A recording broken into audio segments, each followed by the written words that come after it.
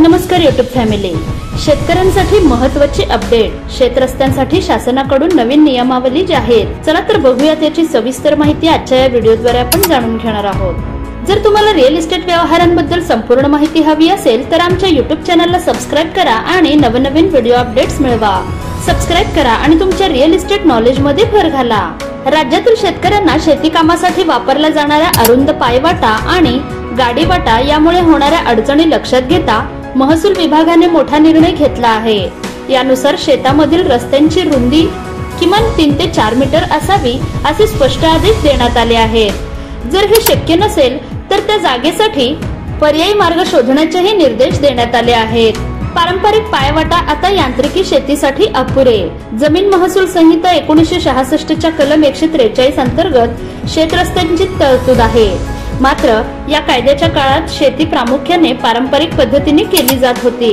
आज यांत्रिकीकरणामुळे ट्रॅक्टर, मोठी अवजारे, यंत्रसामग्री यांची वाहतूक करण्यासाठी प्रशस्त रस्त्यांची आवश्यकता आहे। अनेक ठिकाणी या अपुऱ्या रस्त्यांमुळे शेती वाद, अडथळे आणि गैरसमज वाढले आहेत। आता शेत रस्त्यांची नोंद 7/12 वर। शेतकऱ्यांना शेतीपर्यंत जाण्यासाठी हा रस्ता मूलभूत अधिकार आहे। मात्र आजवर बऱ्याच रस्त्यांची अधिकृत नोंद अभिलेखात नव्हती, त्यामुळे अतिक्रमण आणि वाद निर्माण होत होते। आता शासनाने ठरवलेले आहे की सक्षम अधिकाऱ्यांनी मंजूर केलेले शेतरस्ते 7/12 उतार्यावर नोंदवले जातील, जेणेकरून शेतकऱ्यांना अधिकृत हक्क प्राप्त होतील। तपासणी करूनच रस्ता निश्चित होणार।